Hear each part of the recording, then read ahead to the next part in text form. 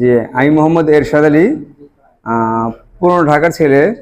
যদিও electric diploma পরে আর করা হয়নি কোনো কিছু, বাট আমি যেটা আমার ব্যক্তিগত লাইফে দেখলাম, আমি ইলেকট্রিক জগতে 1996 সন থেকে দীর্ঘ সময়। তো এত বেশি আপডেট হইতেছে যে আমাদের একাডেমিক অনেক শর্ট।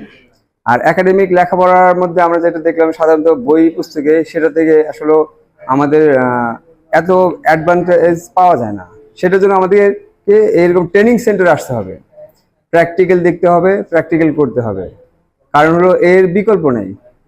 আর আমি একটা ইনস্টিটিউটে যে লেখাপড়া করতেছি বা বই যেটা পাইতেছি, সেটা দেখা যায় আমাদের অনেক ব্যাকডেটেড।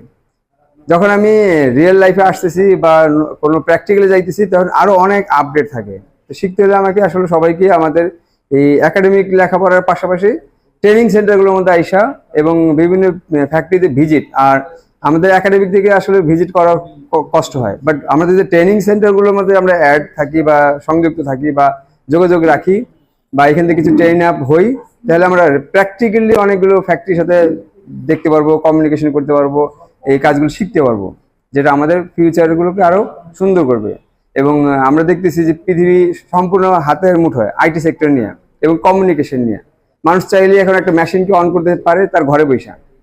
এখন আমি যদি শুধু ওই সেই আগের ডিভাইসগুলো নিয়ে বসেই থাকি, তাহলে আমি জানবোই না, বুঝতেই পারবো না যে আসলে আমি কি করতেছি বা পৃথিবী কোথায় চলে গেতেছে।